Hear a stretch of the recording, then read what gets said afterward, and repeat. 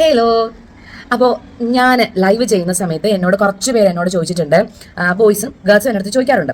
ചോദിക്കുന്നതെന്ന് വെച്ച് കഴിഞ്ഞാൽ, ചേച്ചി കല്യാണം കഴിച്ചതാണോ നല്ലത്, അത് കല്യാണം കഴിക്കുന്നതിന് മുന്നേ ഉള്ള ലൈഫാണോ നല്ലത്, കല്യാണം കഴിക്കാൻ പേടിയാണ് ചേച്ചി, എന്താണ് ചേച്ചിയുടെ ഒപ്പീനിയൻ എന്ന് എന്നോട് ചോദിച്ചിട്ടുണ്ട്.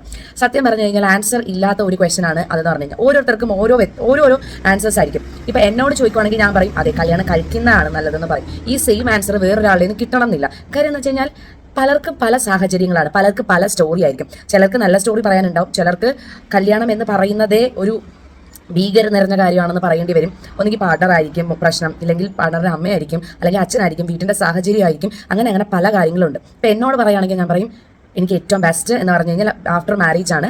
ബിഫോർ മാരേജിനെക്കാട്ടിലും എനിക്ക് ഏറ്റവും കൂടുതൽ ഇഷ്ടം ആഫ്റ്റർ മാരേജ് തന്നെയാണെന്ന് ഞാൻ ഭയങ്കര ബോൾഡായിട്ട് പറയും.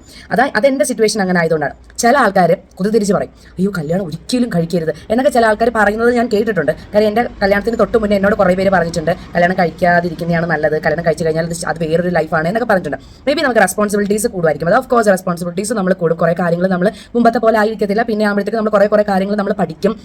അത് ശരിക്കും നല്ലതാണ്. കാരണം നമുക്ക് ഒന്നും അറിയില്ല എന്നുള്ള ഒരു രീതി, നമുക്ക് എന്തൊക്കെയോ അറിയാം എന്നുള്ള ഒരു രീതി ആകുന്നത് ബെറ്ററാണ്. പക്ഷേ എല്ലാത്തിനും നല്ലത്, ഏറ്റവും നല്ലൊരു കാര്യം എന്ന് വെച്ച് കഴിഞ്ഞാൽ നമ്മുടെ മൈൻഡിൽ നമുക്കൊരു പാർട്ണർ വേണം, നമുക്ക് അല്ല എന്നുണ്ടെങ്കിൽ നമ്മൾ ഫിനാൻഷ്യലി ഓക്കെ ആണ്. ഇതൊക്കെയാണ് മോസ്റ്റ് ഇമ്പോർട്ടൻ്റ് ആയിട്ടുള്ള ഒരു കാര്യം. ഈ കാര്യങ്ങളൊക്കെ ഓക്കെ ആണെന്നുണ്ടെങ്കിൽ നമുക്ക് കല്യാണം കഴിക്കുന്നതിന് കുഴപ്പമില്ല. നമ്മുടെ മനസ്സിനെയാണ് നമ്മൾ ആദ്യം ഓക്കെ ആക്കേണ്ടത്, അത് കഴിഞ്ഞിട്ടാണ് കല്യാണം. അതിന് മനസ്സിനെ നമ്മൾ ഓക്കെ ആക്കിയില്ല എന്നുണ്ടെങ്കിൽ ഇനി എത്ര നല്ല പാർട്ണർ ആയാലും ഒരു കുഞ്ഞു കാര്യം മതി, ഞാൻ അന്നേ വിചാരിച്ചതല്ലേ എനിക്ക് കല്യാണം കഴിക്കാൻ താല്പര്യമില്ല, ഇപ്പം എന്തായി എന്നുള്ളൊരു ചിന്ത വരാൻ അത്രമാത്രം മതി. അവനവൻ്റെ മനസ്സാണ് ഏറ്റവും വലിയൊരു ഡിസിഷൻ എടുക്കേണ്ട ഒരാളെന്ന് പറഞ്ഞു കഴിഞ്ഞാൽ. 20 വയസ്സ് 21 സത്യം പറയാം ഇറ്റ്സ് നോട്ട് ഏജ് എന്ന് വേണമെങ്കിൽ പറയാം.